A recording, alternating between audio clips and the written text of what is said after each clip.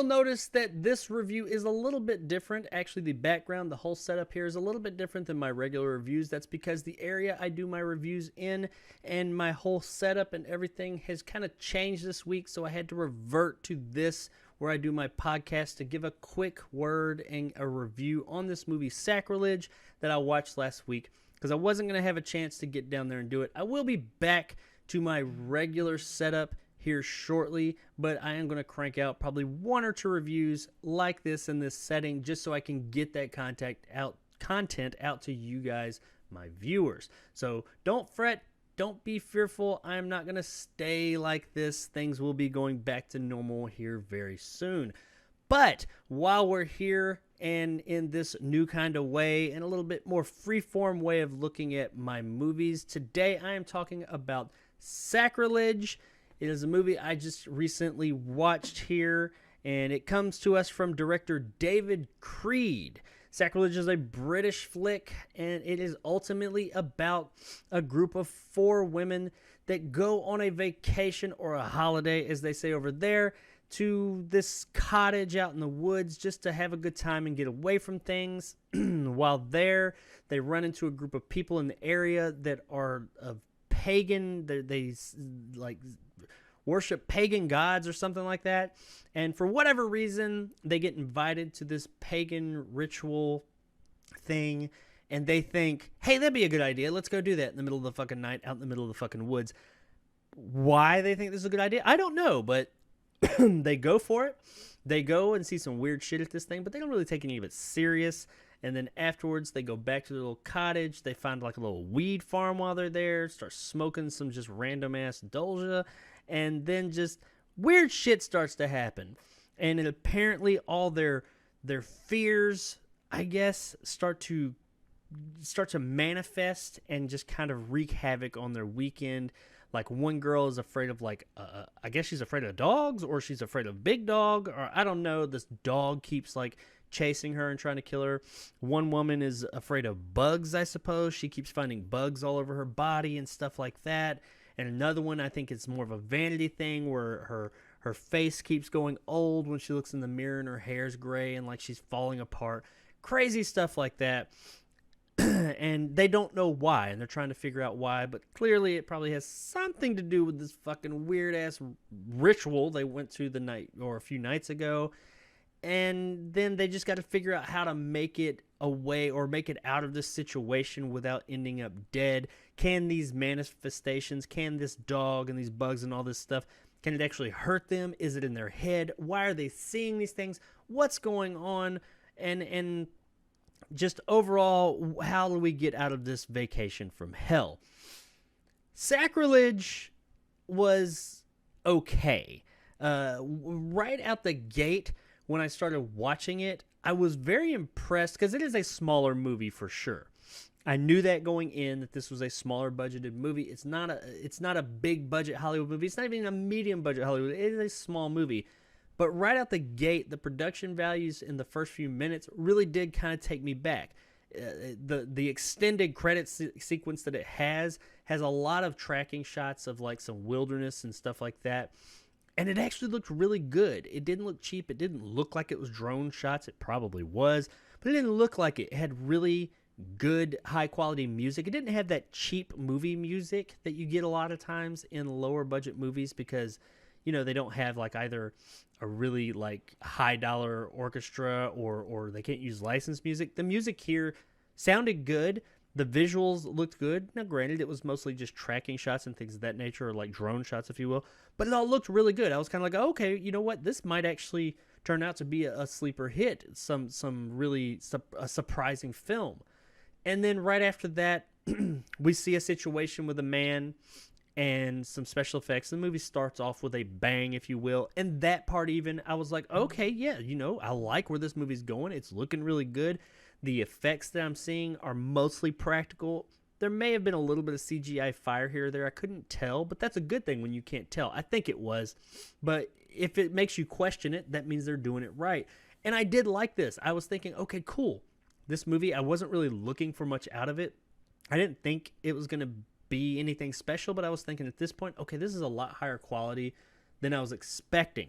And then the next few minutes we kick in, we meet our characters, and you start to think, okay, I see a little bit of the cracks here. You know, I see some of the budgetary constraints in the way the movie looks, and especially sounds, and like the women go to a club and there's like background noise and music. The mixing's a little off. They're clearly, all this was added in post, but the music is really cheap sounding at that point. But, you know, I'm like, okay, I get it. They can't help that. It is what it is. Let's see how the story goes.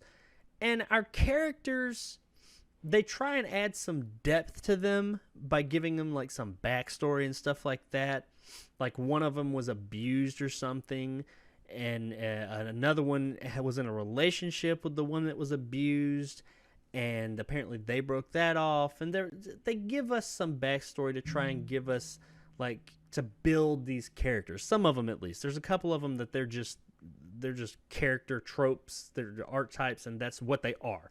But they do try and build these characters up a bit to get us to know them. They don't necessarily do a great job at it, but they do attempt. They try, especially the main character, or they're all kind of the main, but the main one, they focus on the young woman who was abused at some point in time in the past, or had like a traumatic experience with this man. What I did like about it is it never goes out of its way to over-explain the story as far as like their backstory and stuff. It shows you things, there's a few things said, but it doesn't give you a big exposition dump. And I did appreciate that. I like when movies don't treat me like I'm an idiot, and they say, hey, we're going to show you stuff, and you come to a conclusion because it's what makes sense. And that's what they did here, and I did like that. So here we are, 20 minutes into this movie, and I'm thinking, okay, yeah, there's been a couple of cracks here or there, but overall, I like what I'm seeing, and I like how the movie's treating me. It's taking a little bit to get started and get into the story, and it is a bit slow after that first, 5 minutes, but that's okay. They're just taking time to build these characters up. They're going to put them in some situations that really make me care for them.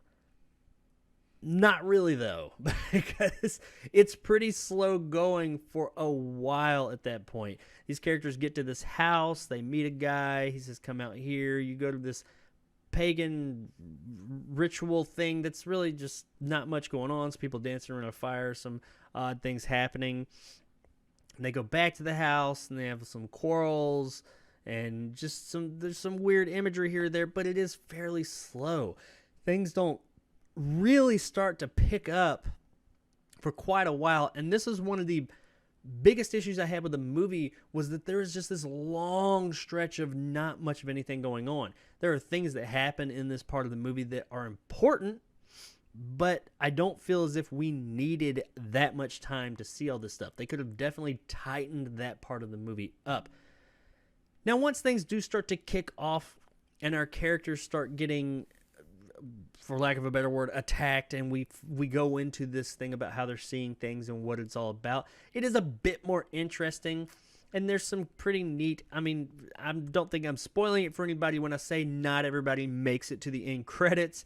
There are a couple of interesting ways that people meet their demise, also some that aren't as interesting. There's one in particular that is kind of over the top, and it's kind of like, okay, I wasn't expecting that, but it put a smile on my face, and it was fairly well done. There's a little CGI blood spot that's kind of off-putting, because it's like that just really stands out when everything else has been looking pretty good. But overall, I did enjoy that part, and the movie is entertaining enough at that point. But the problem is you've spent so much time to get there that it's kind of like, I don't know if everybody's going to make it there. I feel like people are going to turn the movie off before it gets to the part where it's at least somewhat entertaining. And that's the problem. When we get to this entertaining part of the movie, the last, say, third of the film, it is more entertaining than the beginning was, but it's not like great. It's not like super entertaining. It's just kind of, it's not terrible. It's on. All right. You don't really care. You don't really care about these characters. And the ending parts of the film, I feel like in order for it to have impact, you needed to really care about the characters involved there, and you just don't. There's also the motivations of the ones behind why this is happening. You don't get anything. You never really know anything about why that is. You get a slight explanation, but you don't really get much from that. You don't know why this is happening besides bad shit's happening to these people just because, for fucking reasons. And it's like, I don't, you can come to your own conclusions on some stuff, but they don't really give you much to come to your own conclusion on. So it's like, I don't understand why this is happening. I don't really care that much for the people that it's happening to. I don't care about the people that are behind why it's happening. So at one point you come to the conclusion that you don't really care about the movie. And the way that it ends is somewhat anticlimactic. It's just kind of like it happens. A thing happens and then it's over. And you're like, okay. While the movie wasn't horrible, it did kind of let me down in all these different ways. Now, from a performance standpoint, I think everybody here did a fairly good job. There's a couple of parts where things are a little awkward and stiff, but for the most part, I'd say everybody here, which is a fairly limited cast, did a pretty good job. I mean, especially that's what was carrying a good bit of this movie was these performances, because it was just these people, these young women at this house just doing shit, and they did a pretty good job. It's not the greatest performances you've ever seen, but when it comes to an independent, smaller budgeted film, they're not awful. They're decent. They're pretty good. I'll say that. They're good. These are good performances, and if there was more going on in the movie, I would have had no problem at all with these performances. I would have been okay with it.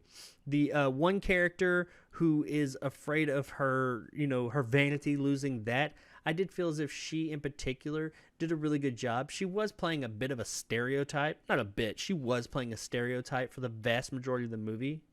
The whole time she's on screen. But she was playing a stereotype. But she did a really good job of playing that stereotype, and she was probably more convincing than everybody else. But overall, I will say that while there are a few shortcomings here or there, the performances aren't offensive in any way. They are more or less enjoyable, and overall, they're good. Now, when it comes to the technical aspects of the film, I felt like for the most part, especially given its small budget, they did a really good job. In the effects department, everything's looking pretty good. However, there are a couple of parts, and they are fairly random because the effects they're either practical or very little CGI, so they come across pretty good. But, and most of the CGI, will say, it's believable. It's fine. It's not offensive or in your face. But there are a couple of parts, like the aforementioned blood splatter in that one kill, that really stand out. It's like, oh wait, that was like a placeholder. Why'd you put that there? Somebody forgot to go in and put the real effect there. I mean, they really stand out as not very good. Now, these are fairly far between. I mean, it's not a lot. It's very rare. Technically, the movie has a really good look. That is something it absolutely has going for it. As I mentioned in the beginning, some really good camera work here, and it looks very high quality. And the music, the actual score of the movie, not necessarily some of the music that's in the movie, it's only a couple of parts, but the actual score of the movie is high quality, and it is good, it is moody, and I did enjoy that. Technically, overall, the movie is in really good shape. Overall, though, Sacrilege, it was aight. I really can't recommend it for most people, because it is, not because it's a slow burn, because there's nothing wrong with slow burn films, but it's a slow burn that nothing's really going on. It's not just slow because they're like divvying up some information and giving you all this stuff, and you're entertained because of the gaining information about these characters and furthering the story. It's just not much of anything's happening. Yes, there's some character building going on there, but it's not enough to sustain that amount of time that the movie goes on for like that. It's just, they really needed to tighten up the middle part of this film, and the ending is also fairly disappointing because not really anything happens. I mean, yes, there is an ending, a thing happens, but it's just like, so I don't care. And unfortunately, that's where I'm at with this movie. I wish it was better. It had a lot of good things going for it. It wasn't awful, but it wasn't great. I almost want to say that it's worth watching on streaming, but I just don't feel comfortable enough saying that. It's not an absolute dumpster fire, but it is just, it's so slow at times it comes off as a bit boring. So at best, if this just sounds like your kind of thing, I'd say that check out Sacrilege on USA Up All Night. It's not worth it! Hi, I'm Gilbert Godfrey. Hi, it's Miranda on USA Up All Night. It's so bad. It's just not worth it! Unfortunately, I didn't love this movie, but if it sounds like your thing, check it out. But for everybody else, if you're going off of my opinion, I'm going to say you probably want to stay away from it, unfortunately. But there it is, guys, my review of Sacrilege. If you enjoyed and want more content like this, hit that subscribe button and help my little channel grow. If you liked what I had to say, give me a like. If not, let me know in the comments below why. And as always, stay sexy, Britain.